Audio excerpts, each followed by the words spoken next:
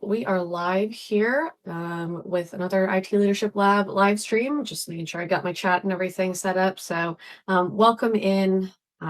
Really excited to have Collin on here to talk a little bit about educating end users on cybersecurity. As an end user myself, I know that I am prone to clicking on things that I'm not supposed to and falling for tricks. So it's going to be a good conversation where we can talk about kind of how you can make an impact on cybersecurity just by improving that end user education. So first and foremost, though, I kind of want to introduce Collin here.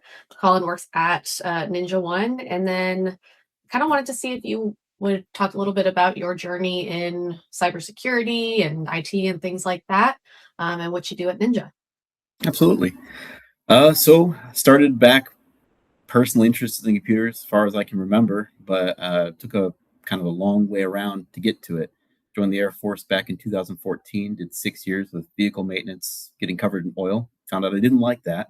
Switched over into cybersecurity within the Air Force and did that up until 2023. And then I got out and joined Ninja. So I got a bunch of front-loaded experience dealing with APTs and government type of industrial cyber complex, and then here to a more fast-moving, smaller, culturally fluid Ninja experience. Yeah, that definitely sounds like a bit of a culture shift going from that to Ninja, which is yeah, Yeah. definitely an interesting transition. Was there something specifically that made you want to transition out of Air Force and stuff? Mm, I want it to be more hands-on. Mhm. And then just like I mean, the Air Force feels kind of like a company. I know it's obviously not, but for something of that size and that maturity, uh, you are just a small piece of the larger machine, and to have any larger impact would take years and years and years in getting to the right spot to do that. So I wanted to be Mhm. more hands-on. I wanted to have more of an effect on the security of wherever I ended up, and here I do. Yeah, awesome. Well, it's really good to have you on. Um, I will just go ahead and jump into some of the questions that I had on my list, and definitely feel free if there's anything that I'm not covering, just let me know. Um, but the first question I wanted to start off with is if someone has never invested into end user cybersecurity education, what is that best first step that people can take into that education? Onboarding, set the tone. So from the moment somebody joins your company, they have an idea of what to expect based off of your marketing, your branding, your communication of who you are.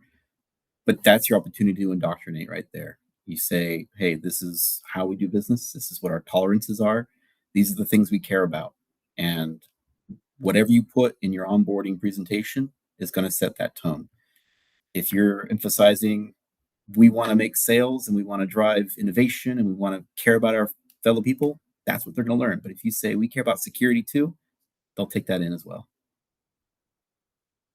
Yeah, is there anything specific that we do here at Ninja as far as educating end users in that onboarding process that has kind of helped?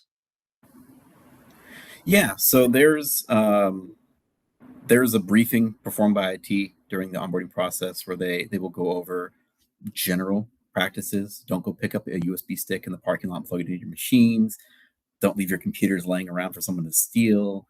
The clean desk policy. They will have them review the acceptable use policy document and sign it. And all that is generally part of onboarding. And then further than that, we also have it starts when you onboard, but then we have annual touch points with WorkRamp, our education platform to basically push uh, computer-based training. Hey, here's the things you should know already. Here's a reminder. Hmm. Yeah, I definitely went through that once. When I first started my career, I did not know about locking your computer whenever you walk away from it.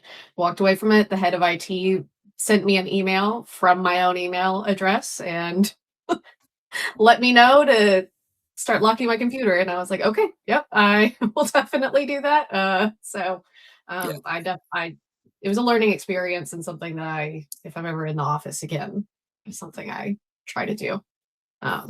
And it's those little things that people just don't remember. I mean, Mhm. they just get up and and walk away and from the computer. so many things that you wouldn't even know to think about if it wasn't part of your day-to-day business, right?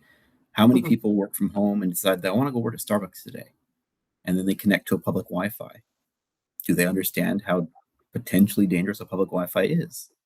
Probably not. Are they using VPN? Are they hotspotting through their phone? Like, what things can they do to protect themselves that maybe they had no idea about? mhm. What do you feel like are the most common things that are overlooked by users whenever they're uh, out and about Mhm. or things like I that? would say probably Wi-Fi usage. I mean, people talk about it. They say, "Hey, be careful with public Wi-Fi," but never explain why. And it's a little more nuanced than you might type the password in or something. There's several attacks that can be done on public Wi-Fi, Mhm, um, and some of them are simple and some of them are complex. So it depends on the attention span of the user and what they're willing to listen to. Another one that I think is just really basic hygiene is password reuse. So many people reuse the same passwords for everything. Even with some of my older accounts, I'm a little guilty of this. And then maybe over reliance on not corporate approved password managers. So even if they are doing the right thing and using different passwords, are they doing it with like their unmanaged browser, or are they doing it with the corporate approved IDP? mhm, mhm. Yeah, that's a really good point. Yeah, Clerk says use VPNs. That's very just like one of VPNs, those basic things. CKNA proxy, something. Yeah, yeah. Um, so what are some ways that you have integrated in user training into the organizations you've worked at? So in the Air Force, I think that was a pretty well beaten horse. I didn't get a chance to bring anything there, um, but definitely here at Ninja, we've started using a product called Hawks Hunt. It's like Fox Hunt with an H instead, and it's a phishing simulation tool that also has some other features that allows my team to respond to reported phishes, not just fake ones that we send to people all the day. And I think anyone at Ninja will tell you they hate us for it, but um, it does get them to click the report button on real fishes that then my team responds to and able to clear out the rest of those before other users will find them. Again, mitigating impact. So it's not even about catching them 100% of the time. It's just trying to get one person to say, I saw it, and then we catch the other 30 that went out with it. Um, so, yeah, Hawk Hunt's definitely what we've done here. Talked to the training department a little bit and kind of updated some of the things that they talk about in the security training. I think the module that they picked was a little generic, and especially with our work from anywhere posture that we have in our company, I wanted to kind of highlight some other additional points that would help for those people that are working from home. I don't know. I personally really like Hawks Hunt because whenever I report something, it gives me points, and I get I get just get free internet points, which is definitely a big motivator for me. But Yeah, and it's pretty non-invasive, I would say. yeah. It comes randomly, maybe once or twice over a period of a week and a half or so. Mhm, You report it, something pops up and says, "You did it, you caught us," and then it gives you a small three-panel education on mhm. something security related with a multiple choice question that's pretty easy, Yeah, but yeah. it makes you think about security. And I think that is Mhm, probably one of the most challenging but important things when talking about end user education for security is not too often, but not too infrequent. mhm, Because beat somebody over the head with security, they're going to get desensitized to it. But if you never talk about mhm. security again, they're not going to remember it. Yeah, yeah.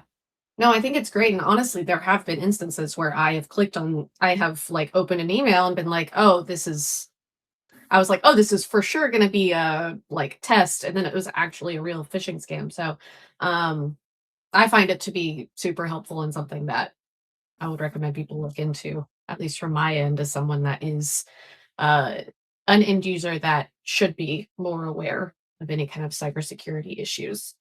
Um, I also wanted to ask about cost effective but still impactful ways to educate users, because a lot of IT teams, really small, don't have a huge budget, but they have a lot of end users that they are trying to manage. And wanted to see if there were any kind of cost effective ways people could make an impact on cybersecurity. I think cost effectiveness, just top down adoption, really. If you can get a senior leader, someone that people look up to talk about security, even just a little bit in the middle of a sync on Monday, they bring up, man, I got fished by that Hawks hunt. Like, if they're bringing that into the zeitgeist of the company, then people will listen and pay attention to that. They're going to relate to that leader in that way. And that's, I mean, you're already paying that person. So that's pretty free at that point. Um, Also, as you pointed out, you like your internet points. Well, if you don't have the budget for a nice tool like this, go to the dollar store and get a fun trophy. Have That's everybody great. do something fun, like make a signature on it or add something to it as it gets passed around. And as people do find fishes or contribute to security in a meaningful way, nominate and award them for the security awareness person of the month. Have it sit on their desk or pass around from home to home or whatever. And that's pretty inexpensive and it's fun. And I think fun is really the key to learning and keeping it in people's minds. That's really fun. I love that idea of actually like bringing it to like bigger awareness, and kind of having this award that you give out to everyone and everyone's notified. I definitely think that's really cool, and that would be a great way to get people more interested in it. Mhm. Um, so, what are some of the most impactful ways that you have educated end users? Are there any other tools aside from Hawks Hunt that you use to kind of build out some sort of cybersecurity training? Hmm. I think largest impact was probably specific to a group of users we identified as critical. Mhm. So our developers and other people that have privileges on their endpoints that most in the company wouldn't have.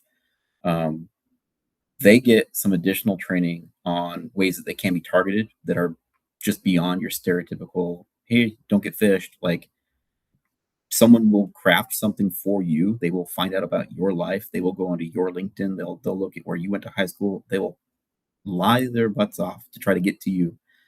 And we expressed that to some of these people. And then when they did see this kind of activity, they knew to report it to us. So I think the most impactful was identifying critical users and then giving them customized feedback for them. This matters to you as an individual, this company, not just security broadly, but what you need to know about to protect yourself. And I think that that was probably it saved us a bit. I don't think anything would have come of it. Defense in depth is a thing, so even if they had clicked that phishing link, we probably would have stopped whatever follow on came from it. But we didn't have to work that hard after the fact because they stopped it right away.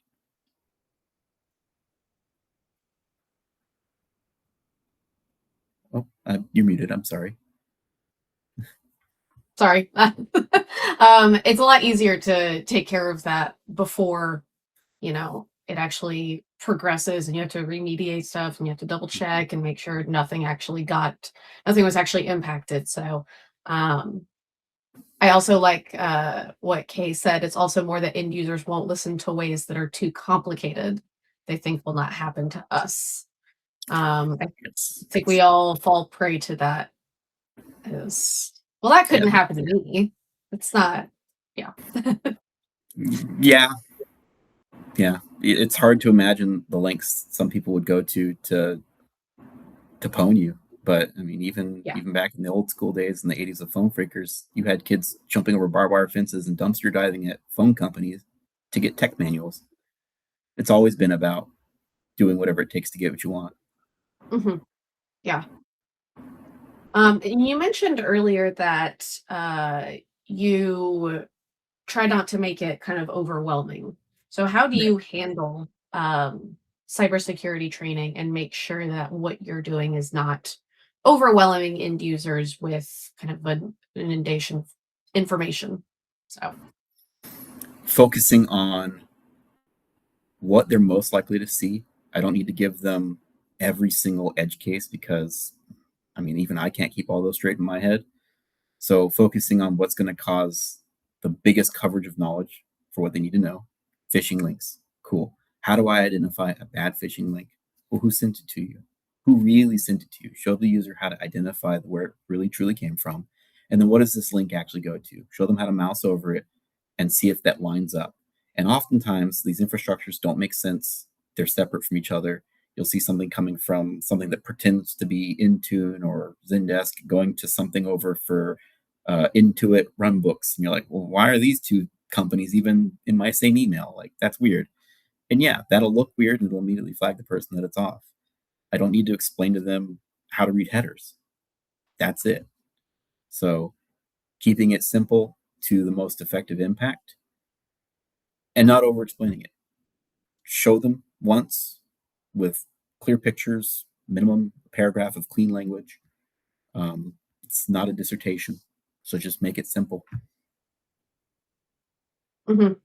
And you also mentioned how you have those like critical users that you train specifically. Mhm. Is there kind of a difference between the teams that you train as well? So I, for example, am in marketing. My training and my specific like threats might be different from someone that's in engineering or things like that. So do you kind of tailor that training to the specific departments that you work with too? Yes.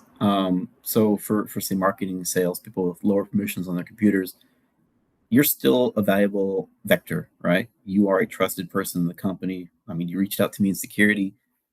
You're talking to people that have higher access. If you're compromised, you could be sending me an email with something from inside the company.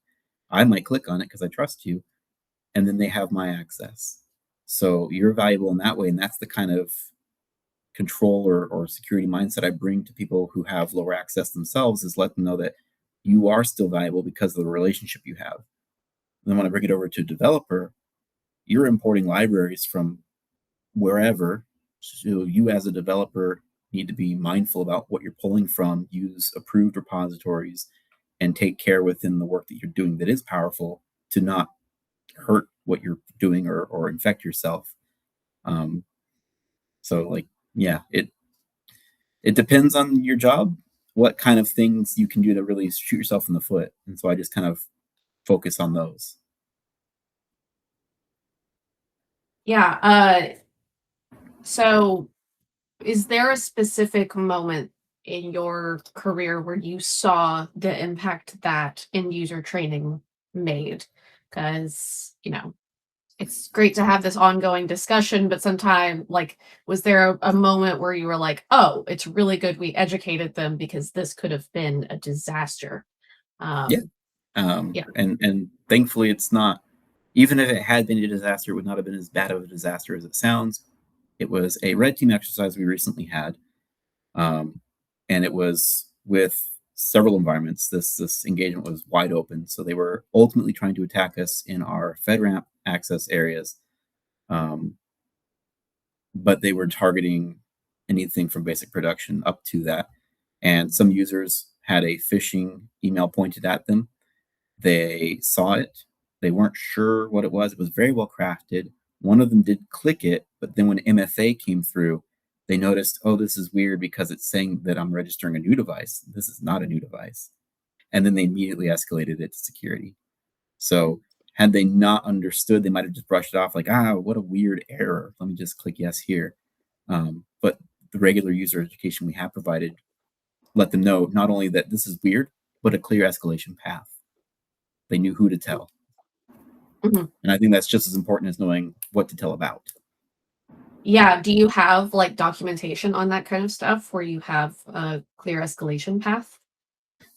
It is called out in the onboarding training, but we also do have it as a monthly newsletter out to the company. We'll Mhm. put an email and a general message in our Slack where we try to keep something fun and interesting and relevant to right now, like a recent attack that we saw in the industry against other RMM companies, or um, maybe the most recent tactic that's novel. So we try to keep it fun and interesting so people might read it. But then, of course, if you have questions, escalate to our team. We're the security tooling and response team, the Ninja Stars. So like Mm-hmm. we try to have fun with it because again, fun is what keeps it in people's minds. Yeah, yeah, for sure. You keep it interesting, and people are going to pay attention to what you're saying and not feel like you're just beating them over the head with information that they feel like they don't need, even though they do need it. Um, yeah, I wanted to know if you had any kind of thoughts on templates or documentation that people can set up, where they might store that documentation and how they kind of disseminate it out to their end users as well. Yes. So I think having like a single source of truth documentation makes the most sense. Having it centralized either in like a wiki thing like Confluence or in like your docs repository in SharePoint, whatever you're using, making sure that it's clearly labeled what it is. Something that happens to a lot of IT documentation and security documentation is it gets some obscure label like a standard like NIST hyphen numbers, and then nobody knows what that is. So if you put clearly like cybersecurity awareness, like education plan or something, and then Hmm. you read that, you know where it's at, and probably like I think it's what called the 2-click principle or something for UX. If it took more than 2 clicks for the user to go and find it, it's probably not going to get accessed.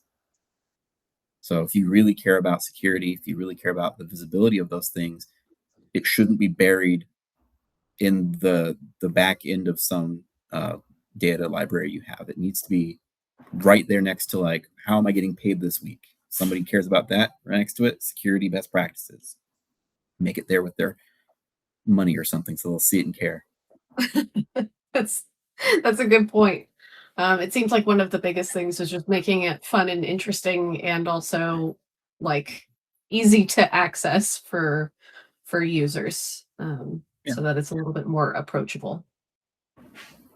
Um, is there any kind of information that is um, a need to know for end users? So something that you would include on that basic onboarding documentation. What are some of the top things that you make sure that users are aware of when they are uh, onboarding? They need to know again that even if they are not high level in the company or have high permissions, that they are still valuable from a security perspective because they're part of the culture and they'll have trust.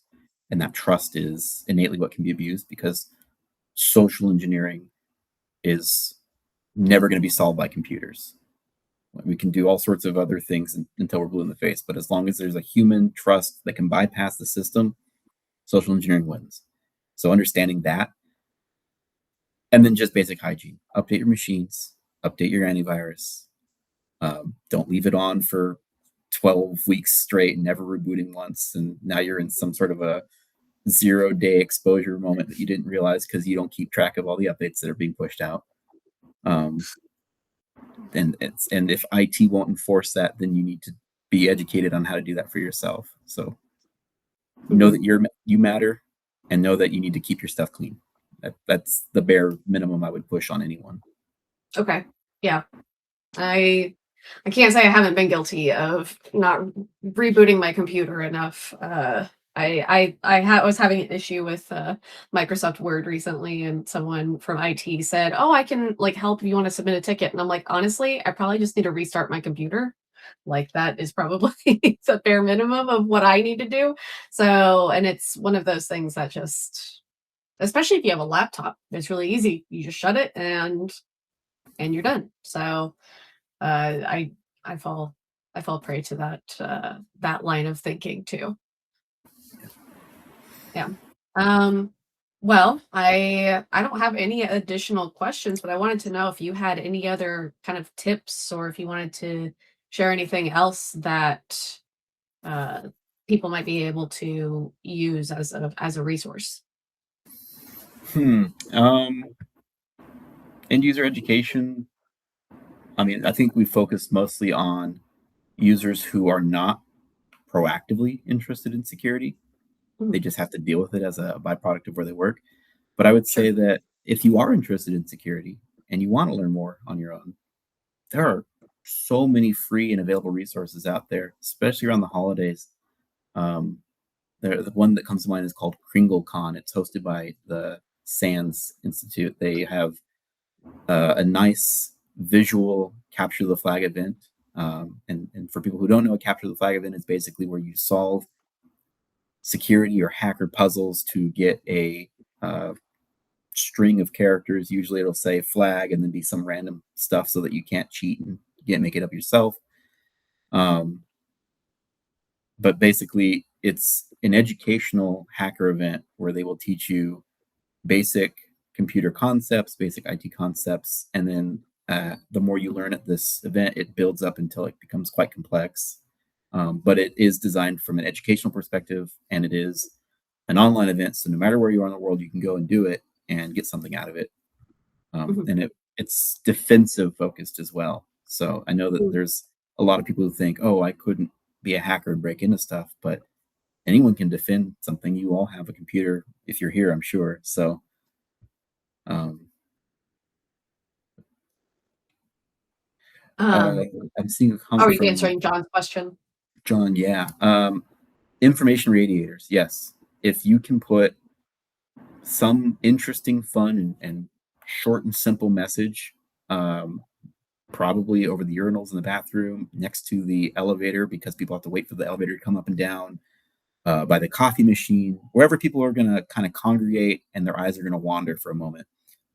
That's your opportunity to put something there that you want people to think about and care about. So if you have a slogan where you want to make it funny, maybe use cats because those are always cool. Um, Saying things like, don't click that fish, and then cat with fish in mouth or something like that. Oh, that's good. That's And good. then like small tips on how to identify a fish underneath it so that like, okay, I see the thing, I remember the thing because it's the big funny cartoon. The smaller details I've already read before, but I'm going to see this 5 or 6 times a week. I don't need to read the small Mhm. details every time, but I'm going to be reminded of them because of the big thing. So I would Mhm. say that would be a good way to put displays to educate users around the office. That's really good. I as someone that works remote, I don't even think about those kind of in office interactions. Um, and I think that that's something that a lot of people have to deal with, especially in IT, is people being in the office. And um, is there anything that you do specifically for remote workers since you're not able to impact? Is it just those emails that go out with all of the like the newsletters and stuff like that? Yeah, it's our newsletter that we do monthly, as well as again HawkSent, right? Phishing simulations, Mhm. and there's also even some rules built into HawkSent that we have where if users do repeatedly fail, they will get an additional lesson that gets thrown at them to kind of review a little bit more and get some Yeah. remediation there. Honestly, that if I ever failed too many times, I think I would be shamed into being better about not clicking on things. I Yeah, I like to I like to say that I think I'm in the top like 15% in our company, so I feel great about that. Um, and so it could be better. It could be better. Um, yeah, are there any other things that you feel like end users are aside from like, phishing scams and Wi-Fi, are there any other risks that you feel end users need to be aware of that people should include? yeah, I think this is an interesting, not standard perspective, but let's think about managers and C levels as end users in a security event.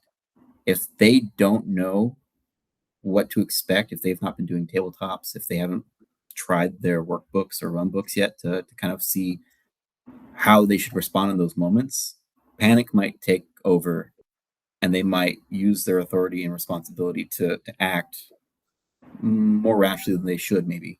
So I think Mm, from an end user education perspective, it's also security's responsibility to expose those people to what an event would look like before it mhm, happens so that they can mhm, react appropriately. and it's going to make the remediation much faster, and it's going to make all the bubble guts that come from a moment like that a little less severe. Yeah. Yeah, I know we talked a lot about using fun tactics to educate users in cybersecurity. Do you ever use scare tactics, for lack of a better term, like talking about the impact that it can make? I generally think a logical argument will get my point across more than fear. I've Mhm, never really had to leverage fear, mhm. simply because stating the obvious is enough. I think if you need to scare somebody into doing the right thing, that you have bigger fish to fry. That's a good point. Yeah. Uh, yeah. But as Well, far as tabletop and fun, though, there's a really cool company called Black Hills Information Security, and mhm. they make a card game. And if you message them, they'll sell it to you, or sometimes I mean, they give these away a lot, probably a tax write off for them. But they call it It's backdoors backdoors and and breaches. backdoors and breaches. Yes, and Yeah. they have Yeah. different versions of it for different industries. And I've played with it. It's actually a quite fun tabletop exercise tool. Mhm, So mhm, if you can get a deck with the tools that you leverage within your own company, you can make it very custom and specific to what options your own teams would have available to them. And then you can throw injects and manipulate the exercise in such a way that like it is very custom to your enterprise. mhm, Their mhm, decks are pretty generic, and not everybody's going to have all the same resources, but they do a pretty good job of making it so that they're common enough tools that you could maybe take this EDR card out and assume that it's your EDR instead. mhm. Yeah. Is there specific training that IT should Fish go fries. through? Fish fries. Well, yeah. Is there any specific training that IT should should be aware of too when it comes to this kind of cybersecurity? Because they are probably a very big attack vector when it comes to issues on a network. Yes, and so when you're talking about support and help desk people, they just want to help. They want to help so bad. That is why they do that job, and it is grueling, and they get beat up all the time. But like they're happy when they can help. Letting them know what social engineering looks like and what information they are allowed to give out, and then going a step beyond that and architecting their environment in such a way that they literally cannot provide the information if they're not supposed to. That is the Mhm, best way to educate and then set them up for success in those environments. Other mhm, IT and power users, um, again, kind of just regularly audit them from a security perspective. Like, do you need to have power tools on your endpoint, or do you just want it because it makes you feel better? Like, control tool creep, because a lot mhm. of these users have preferences. They know what they're doing. They're going to do things the way that they're comfortable doing it. Even if it was a better way to do it, that's how they've always done it. Um, and it's thankfully a smaller part of your population normally, so there's not as much overhead to kind of keep eye on them and watch them. But they're also capable of understanding a lot of the things that I care about. So I don't necessarily need to worry about educating them as much as I need to worry about having that conversation with them on a regular basis to say, hey, I see that you are doing this type of activity. Is there another way that we can do it where instead of everybody using their own snowflake process, we have a singular process? So I don't have to watch five different things. Yeah. Like, Yeah. yeah. So I feel like it's a more collaborative conversation amongst powerful users than with a lot of end users. Mhm. Yeah, absolutely. Well, I think that's all I've got, but do you have any kind of last minute tips that you'd give to someone that is looking to beef up their end user cybersecurity training? Yeah, yeah. There are so many different email newsletters you can get a hold of, magazines, whatever, that will tell you about the latest phishing attacks that are coming out. And they'll have demonstrations or examples in there of what even that looks like. So, as an end user, phishing is probably your number one concern. And if you want to know more about what good fishes look like, they're putting them in magazines for you to go look at them. and you'll start picking up trends and ideas of, oh, they always use this font or this theme or this letterhead or this type of a greeting or something. With AI coming out, it's going to get even worse. People are going to be using AI created prompts, and it's going to just be um, an escalation of cyber warfare. So Mhm. seeing what it looks like before it hits you for the first time is probably the best thing you can do for yourself. Yeah. Well, awesome. Oh, Clark asked, what do you recommend for education around AI security and data leaks? Hmm. Don't tell AI anything you wouldn't tell another human. Mhm. Treat the AI as if it's a human that likes to gossip, because it is. It is something that can be exposed to the back end. There's some wonderful research that's been done where people were taking a medical AI database and using, I don't understand the math on this very well, but I understand what they accomplished. They basically utilized queries to computationally confirm actual data from the test models that they were using, and they used real medical information in the training data. So they were exposing real medical information by prompting the AI, and getting it to divulge these things, because they would see this user ID number pop up multiple times. So it must be something that was reinforced in its training. So that must be a real piece of data. Um, but yeah, Mm. don't train AI on real data if you care about it being PII or or HIPAA or whatever protected class of data you're using, and tell users not to talk to AI like it's going to keep a secret, because it won't. Mhm. Yeah, John mentioned hackers taking advantage of those using Claude in their personal machines because their IP address is exposed. It's yeah, there's a lot with AI that you know, not just the not just phishing scams and things, it's actually using AI tools and putting information in there, and a lot of people don't understand that it is there. And like it can be accessed now. It is in a central repository, and yeah, I think that's uh, definitely part of user education that needs to be added. Mhm. All right. Well, thank you so much for joining today. I think that there was a lot of really good information, a lot of tips that people can take away whenever they're kind of creating their own end user cybersecurity. So, really appreciate your time, Colin. Um, and everybody in chat that jumped in, really appreciate your insight as well. We'll be back in a couple of weeks. We will be discussing what is it we'll be discussing? We'll be talking about automation. So we'll be talking about all things kind of IT automation, what you can do to automate certain processes and things like that to make your life as an IT leader a little bit easier. So, but yeah, thank you so much again. Really appreciate it. And yeah, we'll talk to you all later.